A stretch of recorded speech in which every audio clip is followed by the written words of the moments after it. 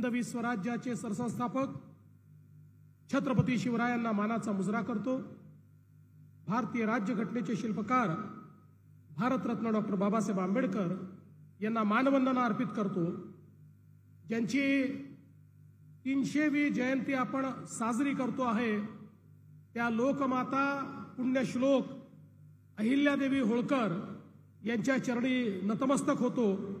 आणि आज या सभेमध्ये आपल्याला संबोधित करण्याकरता उपस्थित झालेले भारताचे लोहपुरुष, भारत सरकारचे कणखर आणि कर्मठ केंद्रीय गृह आणि सहकारिता मंत्री श्री अमितभाई शहा यांचं अख्ख्या नांदेडच्या वतीनं मी या ठिकाणी स्वागत करतो। मंचावर उपस्थित आपले अध्यक्ष चंद्रशेखर बावनकुळेजी, माजी मुख्यमंत्री अशोकराव चव्हाण, कार्याध्यक्ष रवींद्र चव्हाण, रावसाहेब पाटील दानवे, पंकजाताई मुंडे, अतुलजी सावे, मेघनाताई बोर्डीकर, भागवतजी कराड, अजितजी गोपचडे, बाबूसिंग महाराज, संजयजी कोडगे, तुषारजी राठोड, राजेशजी पवार, भीमरावजी केराम, जितेशजी अंतापूरकर, श्रीजयाताई चव्हाण, किसनराव वानखेडे, संजयजी केणेकर, संतुकराव हंबर्डे, किशोरजी देशमुख, तानाजी मुटकुळे, आमदार विक्रांत पाटील, माधवीताई नाईक, चैतन्य देशमुख, अमरनाथजी राजूरकर, मारुतराव कवले, राम पाटील रातोळीकर, सर्वच मंचावरील मान्यवर आणि उपस्थित सर्व माझ्या भगिनी आणि बंधूंनो, सर्वप्रथम मी आपल्या सर्वांचे आभार मानतो। कारण निवडणुकीनंतरची आपली ही पहिलीच सभा आहे आणि या निवडणुकीमध्ये तुमच्या आशीर्वादाने जो दणदणीत विजय आपल्याला मिळालेला आहे त्याबद्दल तुमच्या सर्वांचे मनापासून मी आभार मानतो। आज खरं तर आपण सगळे लोक माननीय अमितभाईंना ऐकण्याकरता आलो आहोत आणि मोठ्या प्रमाणात पाऊस देखील चालू आहे। खरं म्हणजे राज्यभरातच पाऊस चालू आहे, त्यामुळे थोडी चिंता देखील मला आहे। पण आपल्या सगळ्यांना आज अमितभाईंनी वेळ दिला त्याबद्दल मी त्यांचे आभार व्यक्त करतो। आपल्याला कल्पना आहे की नुकतंच ऑपरेशन सिंदूर हे पार पडलं। या ऑपरेशन सिंदूरमध्ये ज्या प्रकारे माननीय प्रधानमंत्री मोदीजींच्या नेतृत्वात भारतीय सेनेने शौर्य दाखवलं त्या भारतीय सेनेला मी सलाम करतो आणि आपल्या पंतप्रधानांना या ठिकाणी मी त्यांचे आभार मानतो। बंधू भगिनींनो, भारताने आपली ताकद काय आहे हे या लढाईच्या माध्यमातून दाखवून दिलं। पाकिस्तान मधले दहशतवादाचे अड्डे केवळ पाक व्याप्त काश्मीर मधले नाही, पाकिस्तानातले अशा ठिकाणी त्यांनी अड्डे बनवले होते त्यांना वाटायचं इथे भारत पोचूच शकत नाही। त्यांना माहिती नव्हतं की 2014 नंतर मेक इन इंडिया मध्ये मोदीजींनी कुठले अस्त्र तयार केलेले आहेत, त्या अस्त्रांनी थेट दहशतवाद्यांचे अड्डे उद्ध्वस्त करून टाकले। आणि आपण बघितलं सगळ्या दहशतवाद्यांना नेस्तनाबूत करण्याचं काम त्या ठिकाणी माननीय मोदीजींच्या माध्यमातून आपल्या सेनेने केलेलं आपण बघितलं। एकीकडे आपल्या सेनेचं अभिनंदन करताना माझ्या समोर प्रश्न पडतो, सगळे वेगवेगळ्या पक्षाचे लोक, सगळे भारतीय एकत्रितपणे सेनेचं आणि मोदीजींचं अभिनंदन करतायत, पण राहुल गांधी काय झालं समजत नाही। प्रश्न विचारतायत, किती विमान पडले, कसे पडले, काय पडले, म्हणजे जे प्रश्न पाकिस्तानने विचारले पाहिजे ते विचारण्याची हिम्मत पाकिस्तानची नाही, कारण त्यांचं कंबरडं मोडलेलं आहे, त्यामुळे ते शांत आहेत आणि ते प्रश्न राहुल गांधी विचारतायत। बरं, त्यांचे चेले चपाटे हे त्यांच्यापेक्षा गैररीते। परवा एक चेला चपाटा म्हणाला हे चायनाचे 15-15 हजार रुपयाचे ड्रोन त्या ठिकाणी आले आणि त्याला 15-15 लाखाचे आपण मिसाईल सोडले। आता या मूर्खांना हेही माहिती नाही की शेतीमध्ये फवारणी करण्याचे ड्रोन आणि बॉम्ब घेऊन येणाऱ्या ड्रोनमध्ये काय अंतर आहे। इतके मूर्ख आहेत। अरे वेड्यांनो, भारताने आपली ताकद काय दाखवली तर या ठिकाणी जेवढे ड्रोन आणि जेवढे क्षेपणास्त्र पाकिस्तानने पाठवले, एकही भारताच्या जमिनीला स्पर्श देखील करू शकला नाही. हवेतच ते सगळे तहस-नहस करण्याचं काम हे भारताने केलं. आणि म्हणून बंधू भगिनींनो, आजपर्यंत आपण पाक व्यक्त काश्मीर ऐकत होतो. पाक व्यक्त काश्मीर आपल्याला सगळ्यांना माहिती आहे, पण आज माझ्या लक्षात आलं केवळ पाक व्यक्त काश्मीर नाही आहे, पाक व्यक्त काँग्रेस देखील तयार झालेली आहे. आता काँग्रेसच्या डोक्यावर पाकिस्तानी विचाराने अशा प्रकारचा पगडा केलेला आहे की ऑपरेशन सिंदूरवर देखील बरं तरी आपल्या सेनेनं यावेळी, कारण मागच्या वेळेस त्यांनी विचारलं खरंच बॉम्ब पडले का, खरंच काही झालं का, यावेळी आपल्या सेनेने त्याचं लाईव्ह चित्रणच दाखवून दिलं. त्याच्यामुळे आता कोणी त्या ठिकाणी प्रश्न विचारू शकत नाही. आणि जगातल्या मीडियाने सांगितलं, जगातल्या, की पाकिस्तानमध्ये ताकद नव्हती, हिम्मत नव्हती, आणि म्हणून पाकिस्तानने भारतासमोर घुटणे टेकले आणि सीज फायरची मागणी केली. आणि आपण त्या ठिकाणी मोठं मन दाखवून ते सीज फायर मान्य केलं. आणि म्हणून बंधू भगिनींनो, ऑपरेशन सिंदूर हे भारताची ताकद दाखवणार आहे. नवीन भारत काय आहे याचं चित्र आपल्या समोर आलेलं आहे. आणि आजचा दिवस तर याकरताही महत्वाचा आहे की मोदीजींनी पहिल्यांदा प्रधानमंत्री पदाची शपथ 2014 ला घेतली. तो आजचाच दिवस आहे. 11 वर्ष मोदीजींनी पूर्ण केले.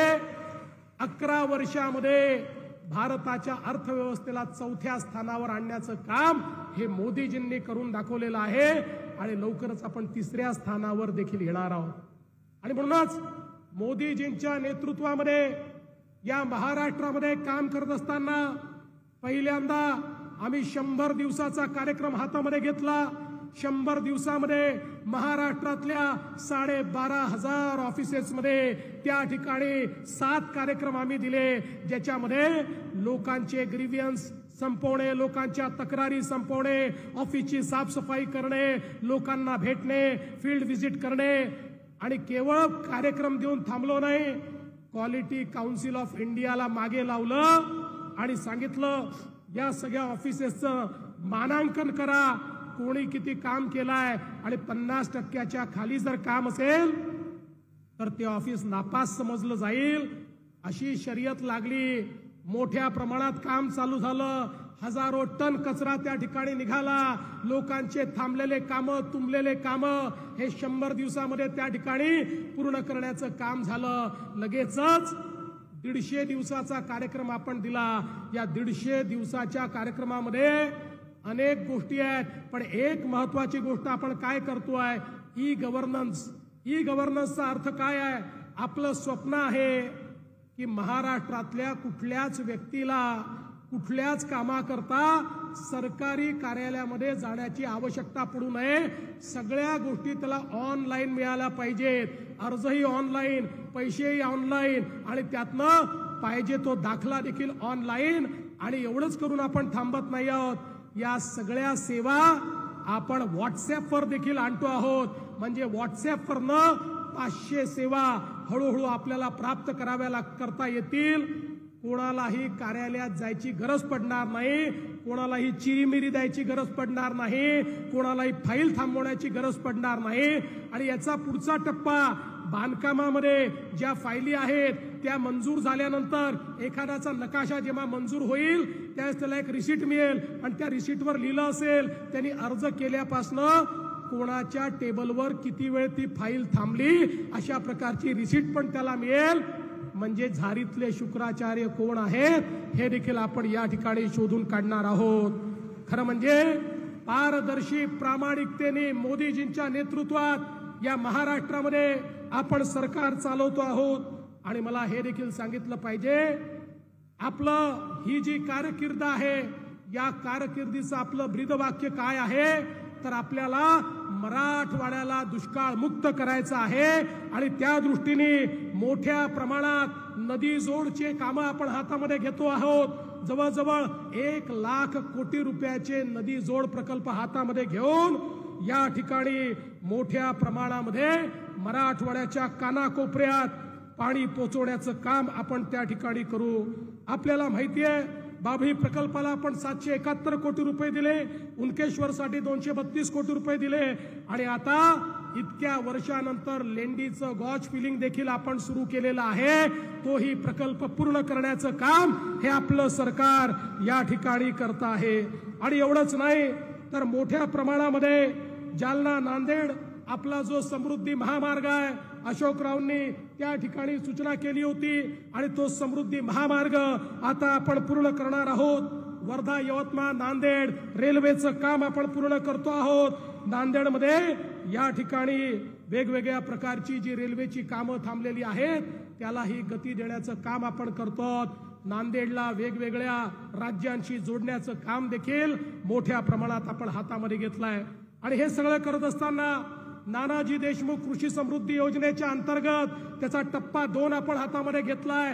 शाश्वत शेती हा आपलं ब्रीदवाक्य आहे आणि त्या माध्यमातून 5000 कोटी रुपयाची गुंतवणूक ही आपण शेतीमध्ये दरवर्षी करण्याचं ठरवलेलं आहे।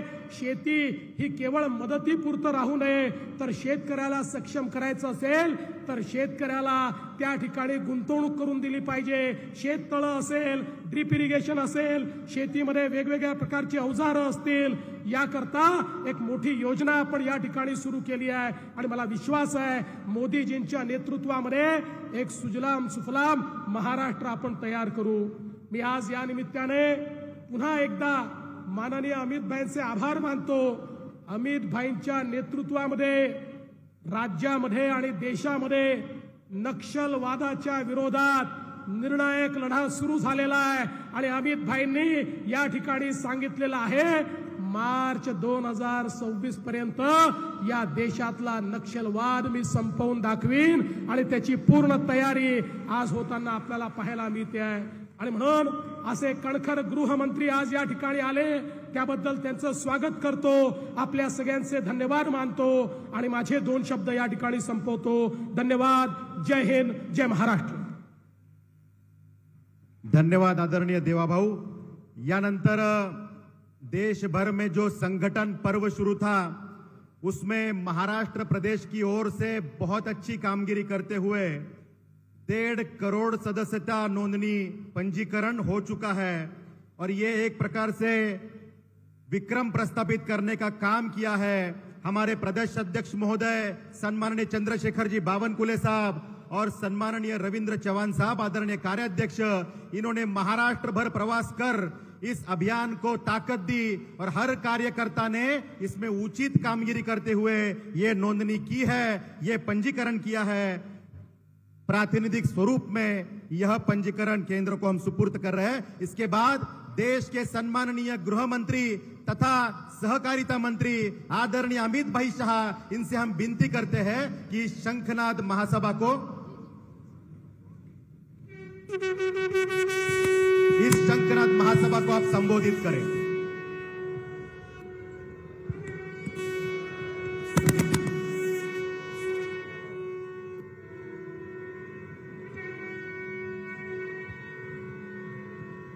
मेरे साथ बोलिए, भारत माता की। क्यों भाई, क्या हो गया है नांदेड़ वालों की आवाज को? ऑपरेशन सिंदूर के बाद ऐसी आवाज नहीं चलनी चाहिए। नांदेड़ गुरु गोविंद सिंह जी की भूमि है, यहां से पाकिस्तान तक आवाज पहुंचे ऐसे प्रचंड आवाज से बोलना है।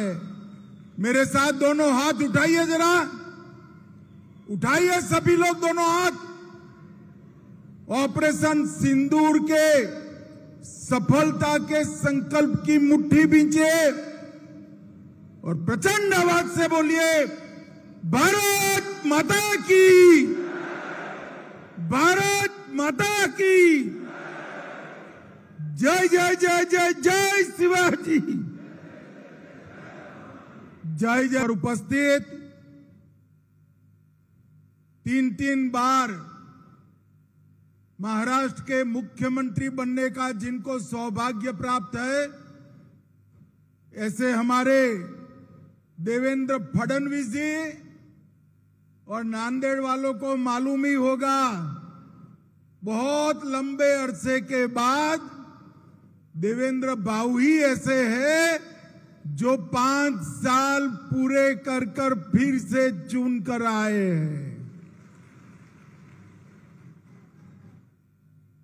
उनके साथ मंच पर उपस्थित पूर्व मुख्यमंत्री अशोक राव चौहान जी, महाराष्ट्र के राजस्व मंत्री, भाजपा के अध्यक्ष चंद्रशेखर बावनकुले जी, भाजपा के कार्यकारी अध्यक्ष और भावी अध्यक्ष रविंद्र चौहान जी, महाराष्ट्र के मंत्री श्री अतुल सावे जी, पंकजाताई मुंडे जी, श्री अजीत गोपछड़े सांसद महोदय, भागवत करार जी सांसद महोदय, हमारे वरिष्ठ नेता राव साहेब दानवे जी और उपस्थित मंच पर उपस्थित भारतीय जनता पार्टी का नेतृत्व और आज इतनी विषम मौसम में आए हुए घंटों से बैठे हुए नांदेड़ के प्यारे भाइयों बहनों को मेरा जय श्री राम। मैं नांदेड़ की भूमि पर आया हूं तब जिस भूमि पर गुरुद्वारा हजूर साहब उपस्थित है, वो भूमि पर सबसे पहले मां रेणुका देवी, राहे नरसिंह मंदिर, कोलंबी मठ और दत्त प्रभु को प्रणाम कर कर मेरी बात की शुरुआत करता हूं। ये भूमि जो है, इस भूमि को सिखों के दसम गुरु, दसम पिता गुरु गोविंद सिंह जी ने अपना देह त्याग करने के लिए पसंद की हुई ये पवित्र भूमि है। मैं यहां आया हूं तब दसम पिता गुरु गोविंद सिंह जी, छत्रपति शिवाजी महाराज, धर्मवीर संभाजी महाराज, डॉक्टर बाबा साहेब आंबेडकर, वीर सावरकर और तिलक महाराज को भी प्रणाम कर कर मेरी बात की शुरुआत करता हूं। मैं आज इसी भूमि के वरिष्ठ नेता स्वर्गीय शंकर राव चौहान को भी बहुत सम्मान के साथ याद करना चाहता हूं। आज अभी अभी वरिष्ठ ओबीसी नेता नाइक साहब के आदमकद पुतले का यहां पर अनावरण हुआ है। मैं नाइक साहब को भी प्रणाम कर कर मेरी बात की शुरुआत करता हूं। भाई और बहनों, बहुत समय से बैठे हैं आप, मुझे लंबी बात नहीं करनी, मगर कुछ दिन पहले 22 तारीख को पाकिस्तान पुरस्कृत आतंकवादियों ने पहलगांव में अपने निर्दोष यात्रिकों को धर्म पूछकर उनके परिवार के सामने एक एक चुनकर मारने का कायराना कृत्य किया। और उस वक्त हमारे प्रधानमंत्री नरेंद्र मोदी जी ने पटना में कहा था कि कहीं पर भी छिपे हो, ढूंढ ढूंढ कर मिट्टी में मिला दिए जाएंगे। और उस वक्त पाकिस्तान भूल गया कि 15 साल पहले 10 साल पहले यहां कांग्रेस की सरकार थी, वो बदल चुकी है। 11 साल से भारतीय जनता पार्टी की नरेंद्र मोदी सरकार, उन्होंने उरी पर हमला किया, हमने सर्जिकल स्ट्राइक की। उन्होंने पुलवामा में हमला किया, हमने एयर स्ट्राइक की। और उन्होंने पहलगांव में हमला किया, ऑपरेशन सिंदूर कर कर उनके मुख्य ठिकानों को जमीन में मिलाने का काम। सैकड़ों आतंकवादी हमारे हवाई हमले में तहस नहस हो गए। और भाइयों और बहनों, ऑपरेशन सिंदूर ने हमेशा के लिए पूरी दुनिया, न केवल पाकिस्तान, पूरी दुनिया में एक संदेश भेजा है कि भारत की सेना, भारत की जनता और भारत की सीमा इसके साथ छेड़खानी नहीं करते, वरना नतीजे भुगतने पड़ते हैं, नतीजे भुगतने पड़ते। और मोदी जी ने स्पष्ट कर दिया कि हमारे निर्दोष नागरिकों पर अगर कोई हमला करता है तो गोली का जवाब गोले से दिया जाएगा, उसको माकूल जवाब दिया जाएगा। 7 मई को 1:04 पर 9 आतंकवादी स्थानों को 22 मिनट में नष्ट कर कर उनके हेडक्वार्टर को भी उड़ाने का काम वीर भारतीय सेना ने किया।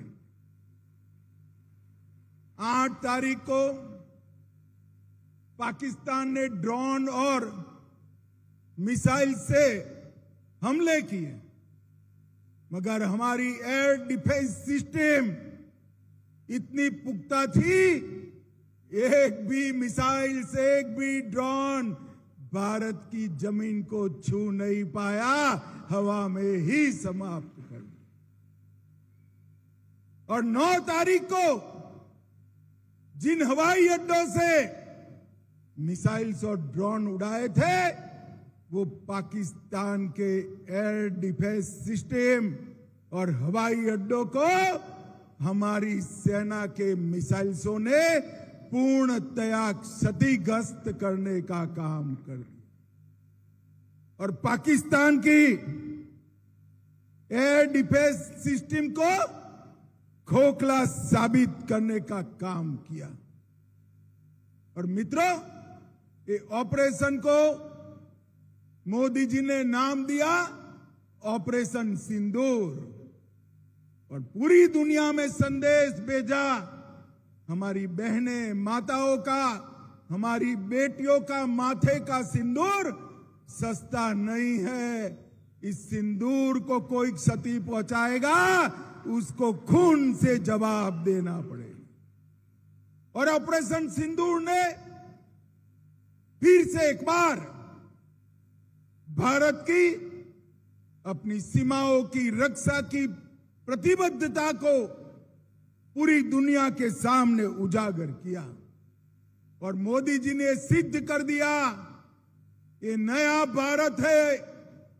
2047 में हमें विकसित भारत तो बनना है, पर ऐसा भारत भी बनाना है जिसके सामने कोई आंख उठाकर देख न पाए, ऐसे भारत की रचना करनी।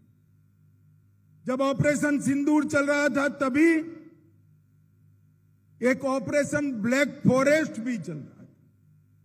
छत्तीसगढ़ में 5000 फुट ऊंची पहाड़ी पर नक्सलवादियों के अड्डों को हमारी सीआरपीएफ, छत्तीसगढ़ पुलिस और बीएसएफ ने मिलकर ध्वस्त कर दिया। 31 नक्सली मारे गए, और उसके बाद अब तक और 36 नक्सली मारे गए। कई सरेंडर हुए, कई गिरफ्तार हुए। और आज मैं शिवाजी महाराज की भूमि से कहकर जाता हूं, 31 मार्च 2026 ये देश की धरती पर से हम नक्सलवाद को समाप्त कर देंगे। भाइयों बहनों, नरेंद्र मोदी जी ने सिंधु जल समझौता भी रद्द कर दिया, जो जवाहरलाल जी कर गए थे। मोदी जी ने स्पष्ट कर दिया, खून और पानी एक साथ नहीं बहेंगे। पाकिस्तान के सारे व्यापार के दरवाजे भी बंद कर दिए। ट्रेड और टेरर एक साथ नहीं चलेंगे।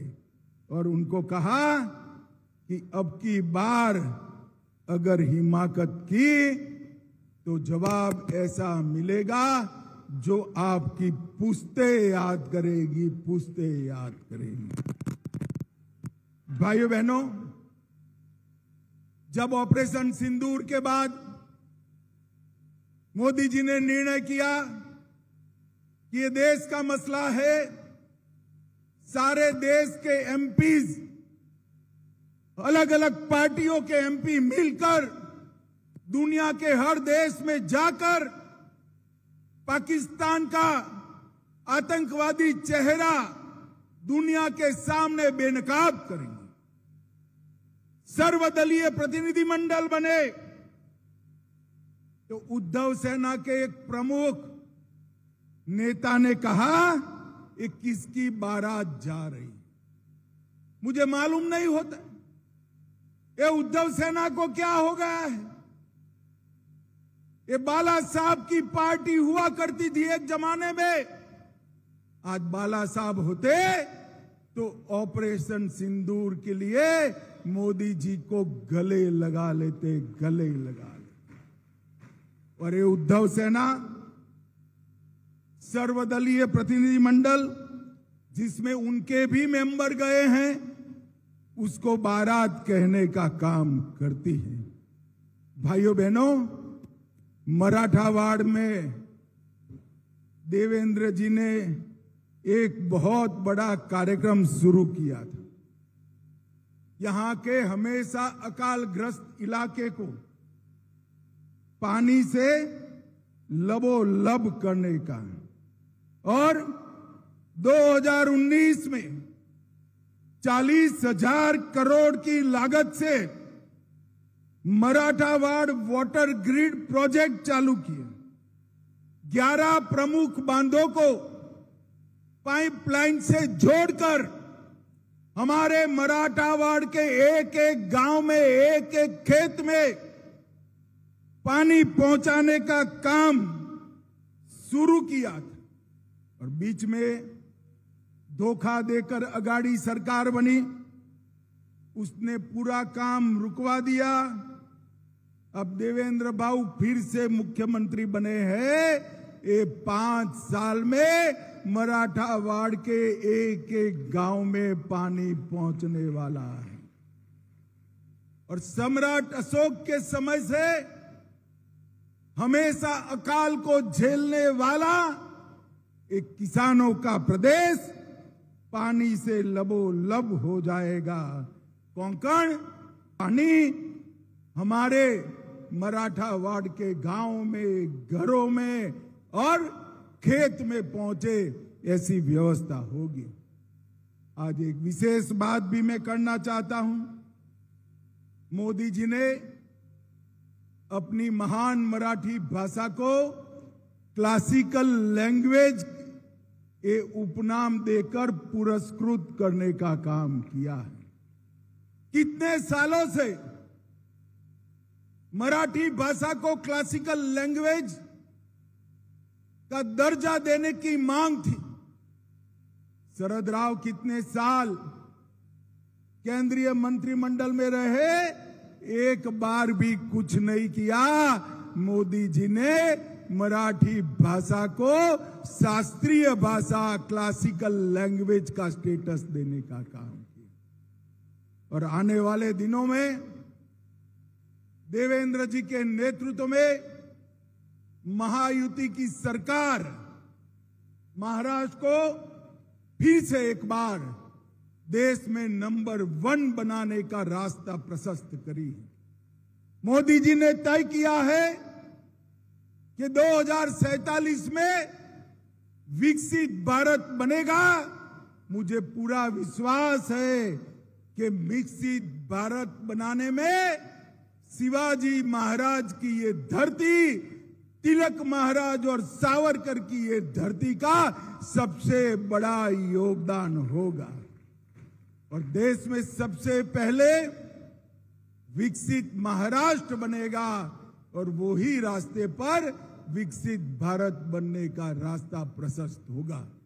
आज बारिश होने के बावजूद भी आप इतनी बड़ी संख्या में आए। भारतीय जनता पार्टी की सरकार, मोदी जी, देवेंद्र जी का समर्थन किया और ऑपरेशन सिंदूर को अंजाम देने वाले हमारे सेना के जवानों को आपने समर्थित करने का काम किया है। आप सभी का मैं बहुत बहुत धन्यवाद करता हूं। मेरे साथ दोनों हाथ उठाइए, जरा एक बार उठाइए दोनों हाथ। विजय के संकल्प की मुट्ठी भींचे और प्रचंड आवाज से बोलिए, भारत माता की वंदे वंदे वंदे। सभी का बहुत बहुत धन्यवाद।